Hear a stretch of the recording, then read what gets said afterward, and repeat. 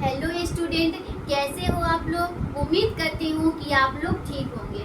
तो मैंने पिछले कक्षा में आप लोग को बताई थी अंतर, और मैंने बोली थी 4 अंतर बताई थी और एक उस दिन बताए थे 5 अंतर। तो हमने बोले थे कि अगले क्लास में आप लोग को फिर अंतर ही बताऊंगी, क्योंकि कुछ अंतर छूट गया था। तो आज मैं फिर 2 अंतर बताऊंगी और कुछ ऑब्जेक्टिव है तो मैं आपको लिखा दूंगी। तो आज आप लोग देखना है, सबसे पहले हम जानेंगे प्रतिरक्षा तंत्र। तो देखिए, प्रतिरक्षा तंत्र 2 प्रकार के होते हैं। तो मैंने सोचा इसके बारे में अंतर लिखाऊंगी, तो मैंने सोचा थोड़ा आप लोग को समझा देती हूँ, तो ताकि अंतर लिखाने वक्त आपको समझ में ना आए। ऐसा इसीलिए मैंने समझा रही हूँ और आप लोग अच्छे से समझिए। तो देखिए भाई और बहनों, प्रतिरक्षा तंत्र 2 प्रकार के होते हैं। एक होता है सहज प्रतिरक्षा तंत्र और एक होता है उपार्जित प्रतिरक्षा तंत्र। अब देखिए, सहज प्रतिरक्षा जो तंत्र होता है, ये सहज प्रतिरक्षा तंत्र ये जन्म के पश्चात होता है। ठीक है, जन्म से पश्चात होता है। ठीक है, जैसे आपके बॉडी में त्वचा है, त्वचा जो है वो आपकी बॉडी में जन्म से प्राप्त होता है त्वचा, और वो आपको विभिन्न प्रकार के रोगाणुओं से बचाता है। जैसे आपके मुंह में श्वसन नलिका है, वो जो श्वसन नलिका है उसमें म्यूकस उपस्थित होती है, जो आपको रोगाणुओं से बचाने का कार्य करती है। ठीक है, और कुछ WBC होती है, जो आपके शरीर में कुछ कोशिकाएं उपस्थित होती है, जो आपको रोगाणुओं से बचाती है। जैसे हम बात करते हैं उपार्जित प्रतिरक्षा तंत्र की, तो ये जो उपार्जित प्रतिरक्षा तंत्र होती है, ये जन्म के पश्चात होता है। कब होता है? जन्म के पश्चात। ये जो होती है ना उपार्जित प्रतिरक्षा तंत्र, ये कब होती है? जन्म के पश्चात होती है, और ये आपको प्रकृति के द्वारा बनाया जाता है। या तो प्रकृति के द्वारा बनाया जाता है, या विषाणुओं के द्वारा होने वाला रोग होता है। ठीक है, या एंटीबॉडी के उपरांत आपके बॉडी में प्रवेश करता है। कौन? उपार्जित प्रतिरक्षा तंत्र। जैसे आपको बचपन में चिकन पॉक्स हुआ है, तो आपको बचपन में जैसे हो गया चिकन पॉक्स, ये आपको बचपन में हुआ है, तो आप देख सकते हैं आपकी बॉडी में कितनी कोशिकाएं हो सकती है। तो क्या आप लोग को यहाँ तक समझ में आया? तो आप लोग इस बात पे ध्यान दें। तो अब मैं चलती हूँ, आप लोग अंतर लिखिएगा सक्रिय प्रतिरक्षा तंत्र और निष्क्रिय प्रतिरक्षा तंत्र में अंतर। तो आप लोग चलिए मैं चलती हूँ। सक्रिय प्रतिरक्षा तंत्र, एक्टिव इम्यूनिटी और पैसिव इम्यूनिटी। ठीक है, तो आप लोग लिखिएगा। आप लोग डालिए भाई और बहनों, क्या आप लोग को समझ में आया मेरी बात? लिखिएगा पहला सक्रिय, लिखिएगा सक्रिय प्रतिरक्षा तंत्र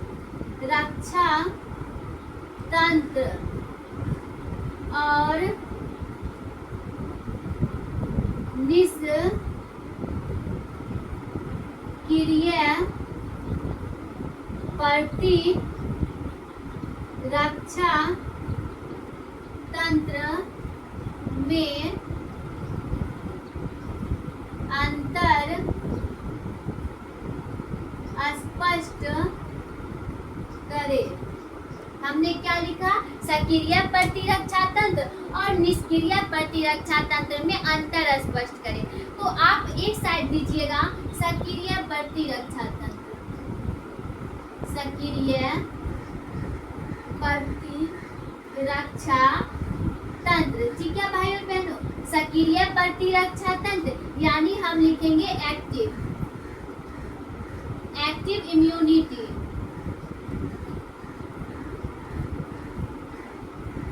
एक्टिव इम्यूनिटी, और इधर लिखेंगे निष्क्रिय प्रतिरक्षा तंत्र। लिखिएगा निष्क्रिय प्रतिरक्षा तंत्र। ठीक है भाई और बहनों, पैसिव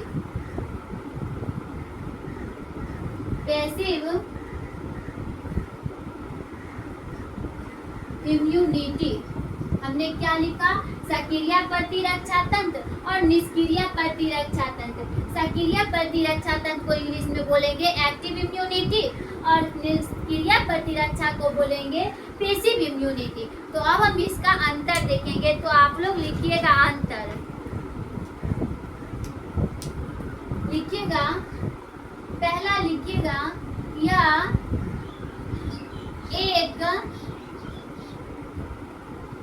व्यक्ति से संक्रमण या टीके के द्वारा होता है। हमने क्या लिखा भाई और बहनों, या एक व्यक्ति से संक्रमण या टीके के द्वारा होता है। ठीक है, तो आप लोग नोट करते जाइए। ठीक है भाई और बहनों, उसके बाद हम जानेंगे क्या, उसके बाद हम जानेंगे निष्क्रिय प्रतिरक्षा में। तो लिखिएगा, इसमें पहले से एंटी बॉडी का उपयोग किया जाता है। हमने क्या लिखा, इसमें पहले से एंटीबॉडी का उपयोग किया जाता है, यानी इसमें पहले से, जैसे कि हमने जाना सक्रिय प्रतिरक्षा, ये जो होता है ना, ये अपने जन्म से ही रोग स्टार्ट रहता है, लेकिन इसमें दूसरे से हमारे अंदर रोग उत्पन्न होता है। ठीक है, तो अगला लिखिएगा, या लंबे समय तक होता है। सक्रिय प्रतिरक्षा लंबे समय तक होता है, लेकिन निष्क्रिय प्रतिरक्षा या कुछ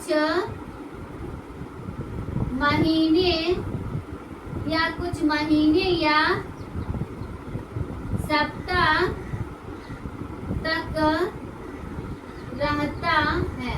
हमने क्या लिखा, या कुछ महीने या सप्ताह तक रहता है। ठीक है, यानी कुछ मंथ ही रहता है, यानी सप्ताह तक ही रह जाता है, सप्ताह में भी हो जाता है और महीने तक भी रहता है। तो आप लोग यहाँ तक समझे, तो आप लोग नोट करते जाइए। क्या आप लोग को समझ में आ रहा है, बताइएगा, बताइएगा।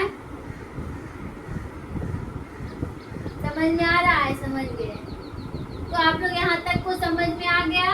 अगला लिखिएगा, क्या लिखना है आप लोग बताइएगा, या क्या लिखेंगे, धीमी या धीमी गति से कार्य करता है। ये भी VVI है। ठीक है, हमने बताया, जो भी बता रहे हूँ सब VVI है, तो इसीलिए आप लोग अच्छे से तैयारी कीजिए। क्या लिखा, या धीमी गति से कार्य करता है, और ये या तीव्र गति से कार्य करता है।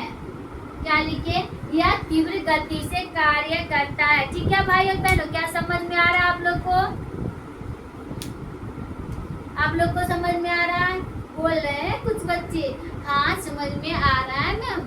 ठीक है, तो देखिए, और हमने क्या बोला, थकना नहीं है। हमने बार बार आप लोग को याद पाती हूँ, क्योंकि बायोलॉजी वाले ना ही थकते हैं और ना ही रुकते हैं, तो हम क्यों रुके। ठीक है, अगला लिखिएगा, मैं ऊपर मिटाऊं एक लाइन भाई और बहनों, नीचे नहीं हटेगा। ठीक है, तो मैं ऊपर मिटा रही हूँ,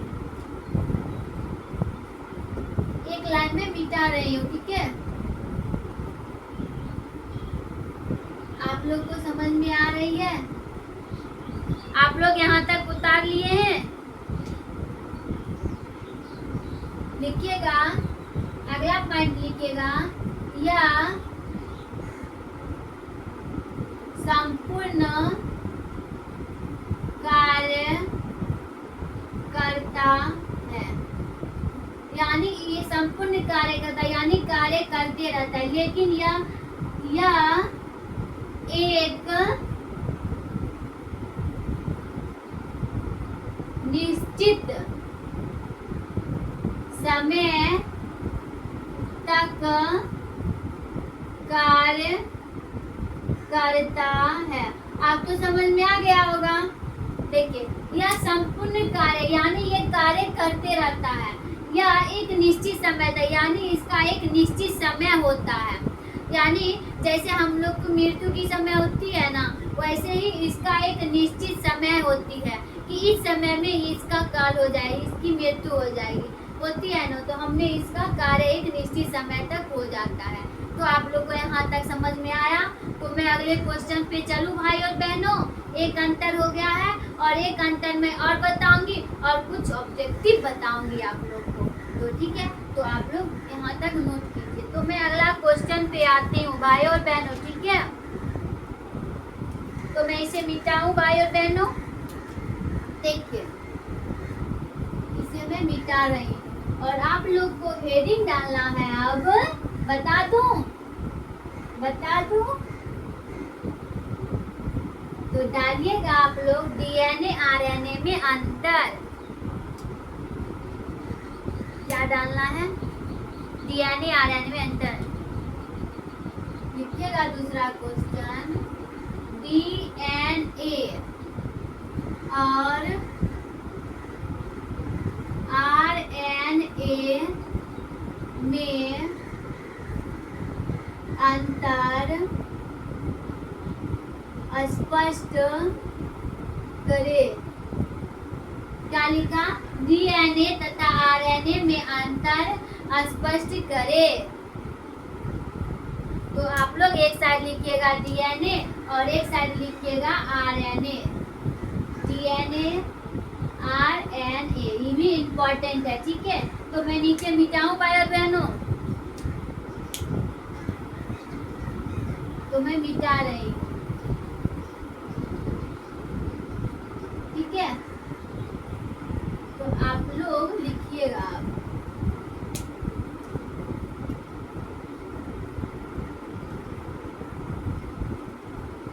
तो मैं चलूं, लिखिएगा डीएनए प्रायः केंद्रक में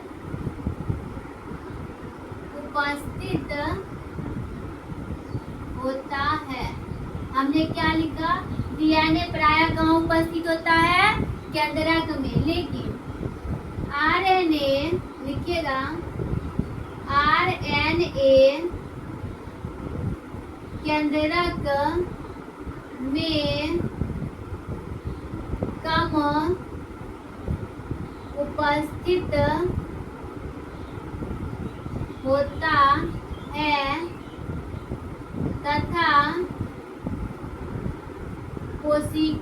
है तथा कोशिका गर्भ में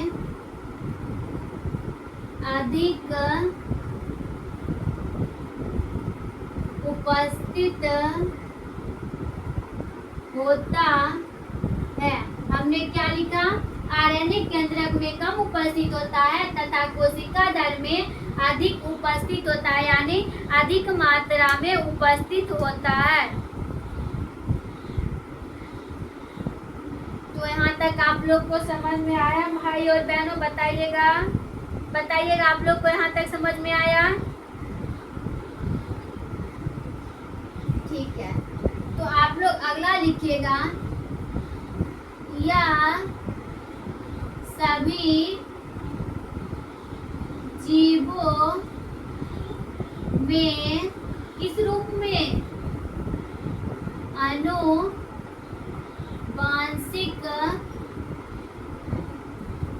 पदार्थ के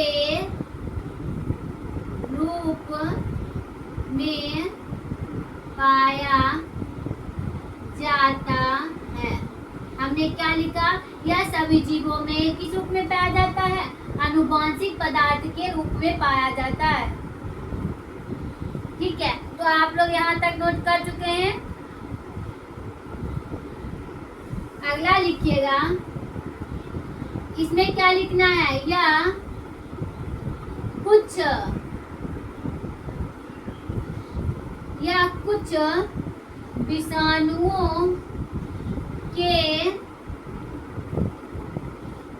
कुछ विषाणुओं के अलावा किसी किसी भी जीव में या कुछ विषाणुओं के अलावा किसी भी जीव में आनुवांशिक पदार्थ के रूप में क्या लिखे? आनुवांशिक पदार्थ के रूप में क्या होगा? उपस्थित नहीं होता है। हमने क्या लिखा? या कुछ विषाणुओं के अलावा किसी भी जीव में आनुवांशिक पदार्थ के रूप में उपस्थित नहीं होता है। तो आप लोग आनुवांशिक के बारे में पढ़ चुके हैं। तो देखिए भाई, आप लोग को लगता होगा इधर वाला छोटा इधर वाला भारी, ऐसा कोई बात नहीं है। ये याद रहे तो ये अपने आप याद हो जाता है। एक साइड वाला जिसको याद रहे, दूसरा साइड वाला खुद याद हो जाता है अपने आप। अगला लिखिएगा, इसमें क्या उपस्थित होता है? डीएनए में क्या होता है? थायमीन उपस्थित होता है। इसमें थायमीन उपस्थित होता है, लेकिन इसमें थायमीन के स्थान पर यूरेसिल उपस्थित होता है। इसे थोड़ा बढ़ा के लिखना पड़ता है। देखिए, इसमें थायमीन के स्थान पर क्या उपस्थित होता है? यूरेसिल उपस्थित होता है। तो आप लोग ऐसे भी लिख सकते हैं, इसमें थायमीन उपस्थित होता है, इसमें यूरेसिल उपस्थित होता है, लेकिन थोड़ा स्थान लगा देंगे तो ज्यादा बेहतर रहेगा। तो आप लोग यहाँ तक नोट कीजिए। क्या आप लोग को यहाँ तक समझ में आ रहा है भाई और बहनों? समझ में आ रहा है? बायोलॉजी वाले ना ही थकते हैं और ना ही रुकते हैं, तो हम क्यों रुके? ठीक है भाई बहनों? तो आप लोग यहाँ तक नोट कीजिए। और समझ में आ रहा है और नहीं समझ में आ रहा है तो हम है ना, तो गम किस बात की? नहीं समझ आ रहा है तो हमें बोलिए, तो बार बार बोलते हैं हमें, तो गम किस बात की? ठीक है, तो आप लोग यहाँ तक नोट कीजिए। ठीक है, तो मैं फिर अगले पॉइंट पे आती हूँ, तो आप लोग और नए अंदाज में पढ़ना है। ठीक है, ठीक है भाई और बहनों? तो मैं मिटाऊं, इसे मिटाऊं? ठीक है, तो मिटाने वाली हूँ। हाँ हाँ हाँ, उड़ा लो मजा। तो मैं मिटाती हूँ। ठीक है भाई बहन, ज्यादा टाइम नहीं लेना है, जल्दी जल्दी लिखना है। ठीक है, क्योंकि आप लोग के पास टाइम नहीं है।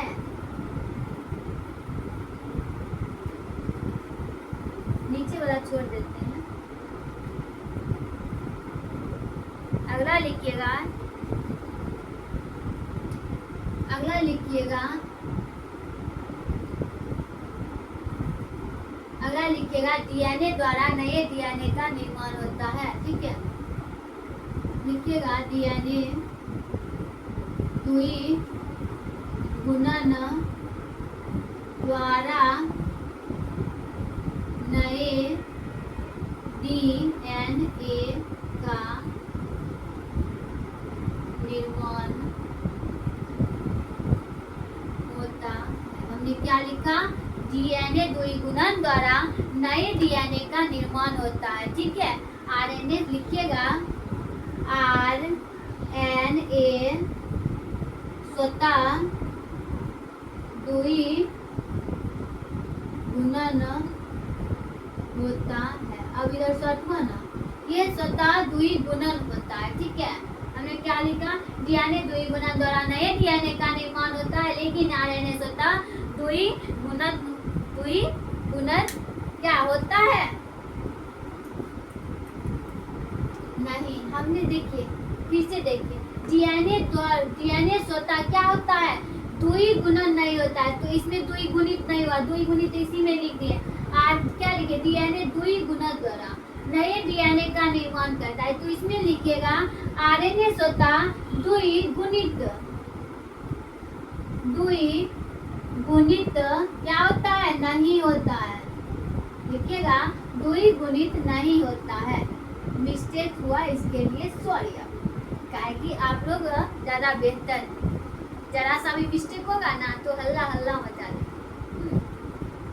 तो इसके लिए सॉरी। तो आगे देखिए आप लोग, डीएनए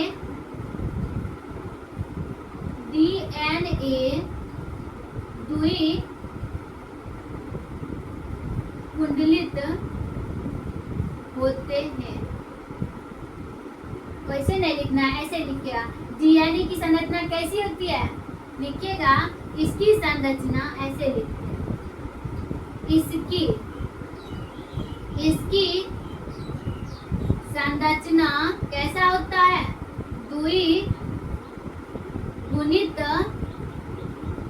होता है। कैसा होता है इसकी संरचना, दुई गुणित होता है, क्योंकि आरएनए से क्या होता है, दुई गुणित होता है। लेकिन आरएनए, लिखिएगा आरएनए, इसकी संरचना कैसा होता है, एकल कुंडलित होती है। ठीक है, आप लोग नोट करते जाए। हमने क्या लिखा, इसकी संरचना दुई गुणित होती है और इसकी संरचना एकल कुंडलित होती है। तो आप लोग को यहाँ तक समझ में आया भाई और बहनों? तो आप लोग यहाँ तक नोट कीजिए। तो अब हम आएंगे, तो अंतर मैंने बता दिया और ये सब अंतर आप लोग का इम्पोर्टेंट है।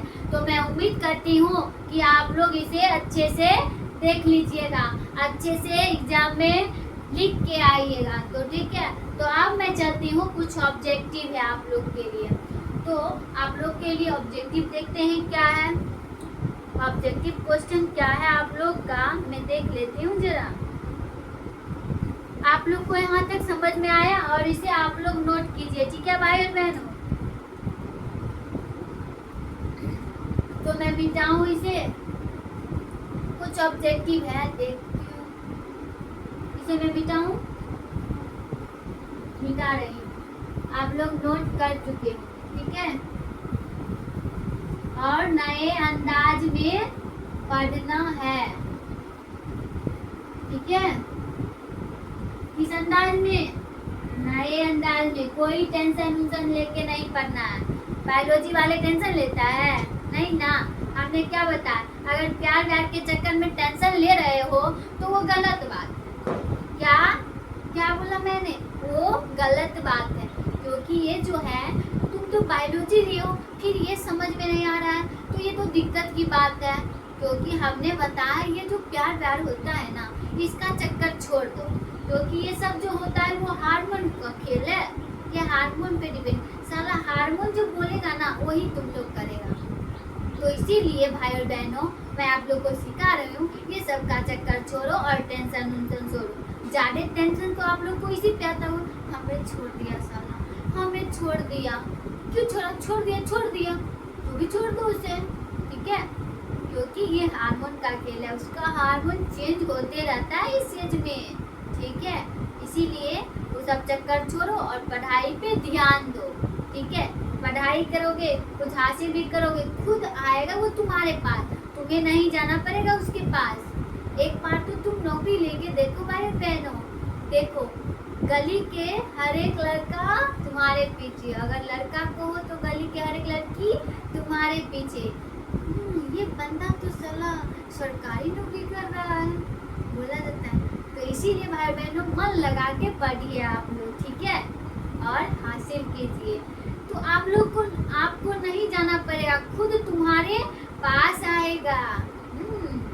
हमने क्या बोला, ये हार्मोन का चक्कर है, तो ये सब छोड़ो और पढ़ाई पे ध्यान दो। तो हम आते हैं ऑब्जेक्टिव पे अब, ठीक है? तो देखिए, लिखिएगा ऑब्जेक्टिव। तुम्हारे चक्कर में मेरा भी ध्यान चल जाता है तुम लोग को समझाने।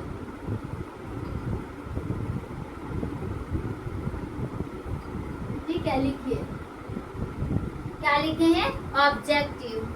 तो अब पहला क्वेश्चन लिखिएगा, पहला क्वेश्चन आप लिखिएगा, लैंगिक प्रजनन का परिणाम क्या है। तो आप लोग बताइएगा, आप लोग बताइएगा लैंगिक प्रजनन का परिणाम क्या है, बताते जाइए, बोलिए क्या है, आप लोग बताते जाइए। गलत बात, गलत बात। तो देखिए इसका है विविधता। क्या होगा भाई और बहनों, लैंगिक प्रजनन का परिणाम क्या होता है, विविधता होता है। हमने बताया है न पीछे, यह है पहला चैप्टर से, ठीक है। तो आप लोग नोट करते जाइए। अगला लिखना है आप लोग को, अगला लिखिएगा,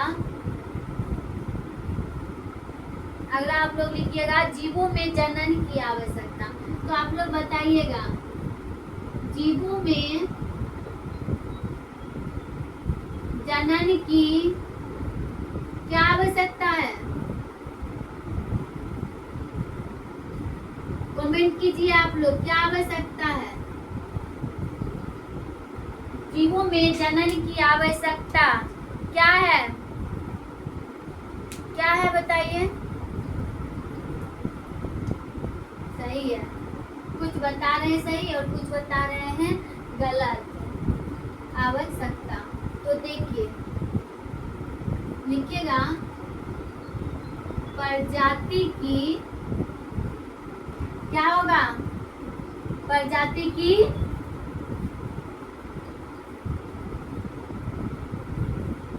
निरंतरता, लिखिएगा प्रजाति की निरंतरता, ठीक है। किसके लिए, प्रजाति के जीवों में जनन की आवश्यकता है, प्रजाति की निरंतरता के लिए, ठीक है। ये हुआ ऑब्जेक्टिव। तो आप लोग इसे नोट कीजिए और फिर मैं आती हूँ अगले क्वेश्चन पे, ठीक है भाई और बहनों। लिखिएगा अगला क्वेश्चन, ये हो गया दूसरा क्वेश्चन।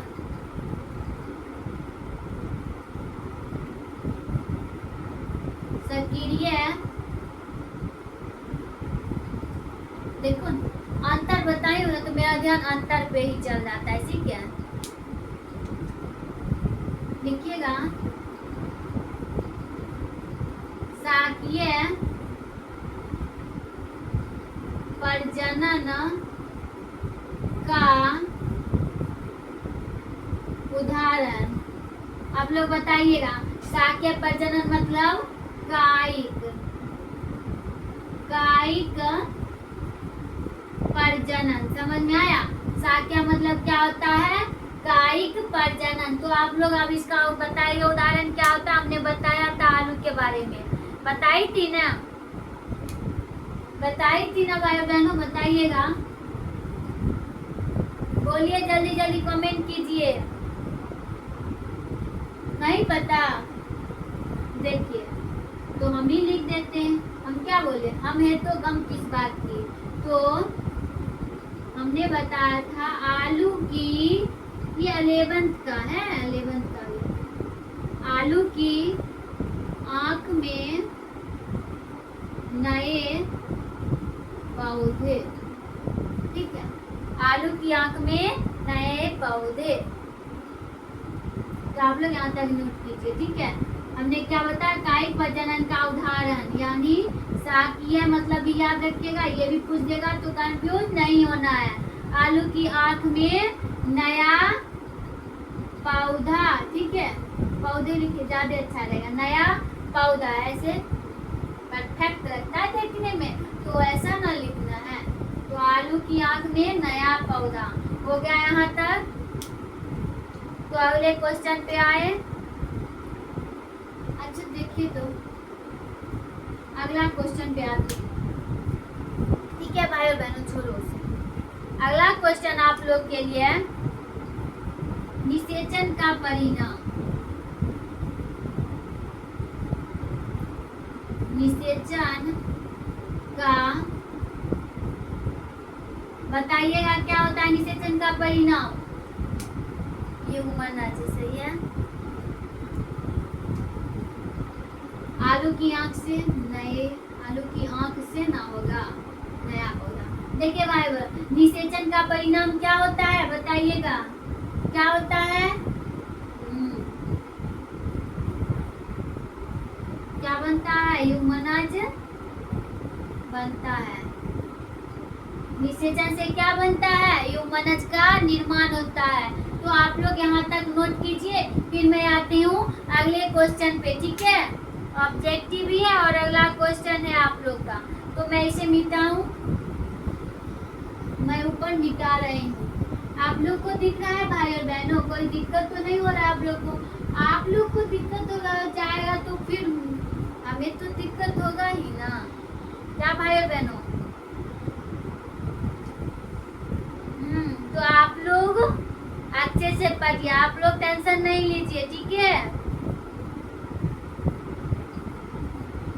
लिखिएगा 5वां क्वेश्चन, पानी की काइट, ये हुआ आपका हेडिंग। आगे भी क्वेश्चन है पर इसे आप लोग ऐसे लिखिएगा, ठीक है? पानी की काइट, ठीक है? पानी की काइट ऐसे लिखना है, पानी की काइट। अरे पानी की काइट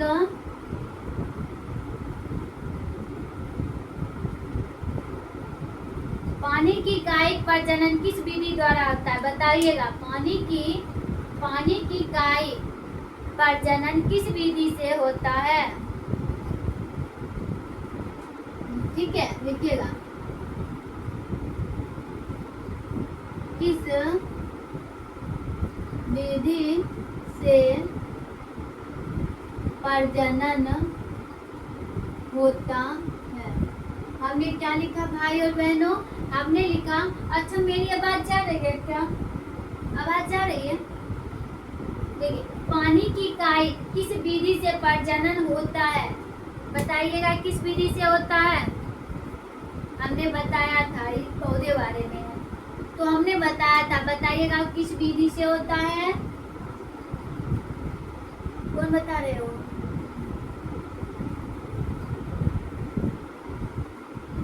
खंडन द्वारा। तो आप लोग इसे नोट कीजिए, हमने क्या बोला?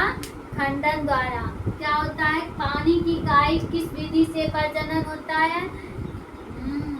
खंडन द्वारा। ज्यादा नहीं दे पाते हो जवाब, क्यों? ऐसा क्यों? लिखिएगा अगला क्वेश्चन,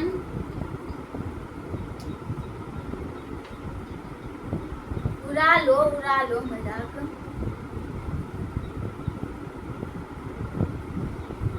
लिखिएगा अगला क्वेश्चन, पुनरावृत्ति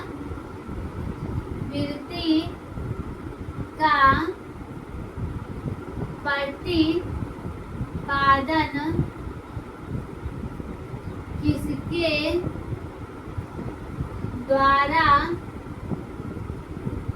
किया जाता है बताइएगा? पुनरावृत्ति का प्रतिपादन किसके द्वारा किया जाता है बताइएगा आप लोग? किसके द्वारा? बोलिए। एकल द्वारा। किसके द्वारा? एकल द्वारा। तो आप लोग यहाँ तक नोट कर चुके हो भाई और बहनों? कर चुके हो नेट? बताइएगा। ठीक है, सही है। अगला क्वेश्चन लिखिएगा, ठीक है? हाँ, सब सही है। आप लोग नहीं सही बनाइएगा, ऐसा हो सकता है। गलत तो बनाइएगा, तैयो में सही बोलना पड़ेगा। सही बनाइएगा तैयो में सही होगा। तो अगला क्वेश्चन लिखिएगा, जीव में जीवन काल किसका कम होता है? ये सब उस दिन नहीं लिखाई थी ना। जीव में जीवन काल किसका कम होता है? किसका कम होता है? मच्छर का। किसका होता है? मच्छर का। तो आप लोग यहाँ तक नोट कर चुके हैं? सही है। तो लगभग में और सब हो गया पहला चैप्टर से, ठीक है। लगभग में पहला चैप्टर का ऑब्जेक्टिव हो चुका है। तो आज की क्लास मैं यही समाप्त करती हूँ, ठीक है। तो आप लोग, मैं उम्मीद करती हूँ कि आप लोग यहाँ तक अच्छे से तैयारी कर लीजिएगा। अब मैं डालूंगी 1 चैप्टर से लेके 8 चैप्टर तक ऑब्जेक्टिव, ठीक है। तो आप लोग देख लीजिएगा उस ऑब्जेक्टिव को। देख ही नहीं, सिर्फ देखना ही नहीं, कॉपी खोल देख के अब चल गए। ऐसा थोड़ी है ना, सिर्फ देखने से थोड़ी ना हो जाता है। उसे समझो, उसका क्वेश्चन क्या कह रहा है, आंसर क्या कह रहा है, उसे समझो, ठीक है। तो हम उम्मीद कर रहे हैं कि आप लोग अच्छे से एग्जाम दे के आइएगा, अच्छे से तैयारी करके जाइएगा। तो मैंने जितना भी अंतर बताया, इससे ज़्यादा अंतर मैं नहीं बताऊँ। आप लोग इसे ही अच्छे से तैयारी करके जाइए, और ऑब्जेक्टिव मैं आपको डालते रहूँगी और आप देखते रहिएगा। बचा है लॉन्ग सब्जेक्टिव और लॉन्ग ऑब्जेक्टिव, तो मैं कल देखती हूँ क्या ऑब्जेक्टिव होता है कि सब्जेक्टिव, ठीक है। तो मैं उम्मीद करती हूँ कि आप मेरा पूरा वीडियो देखे होंगे, यानी मेरा पूरा क्लास आप किए होंगे और आप बेहतर समझे होंगे। अगर नहीं समझे तो आप लोग हमें बताइए, हम हैं ना, हम हैं तो गम किस बात की। तो ठीक है, आज की क्लास यही था। तो मैं अब चलती हूँ और आप लोग अच्छे से रहिए, अच्छे से मस्ती कीजिए, छठ पूजा मनाएंगे, ठीक है। तो चलो फिर मिलती हूँ कल के, बाय बाय। हाँ, लेकिन एक बात, आप लोग मेरा वीडियो शेयर तो करते हो ना। तो मेरा वीडियो आप लोग शेयर कीजिए, लाइक कीजिए और कमेंट कीजिए। शेयर कीजिएगा तब ना दूसरे बच्चा पास जाएगा। तो ठीक है, चलती हूँ, बाय बाय।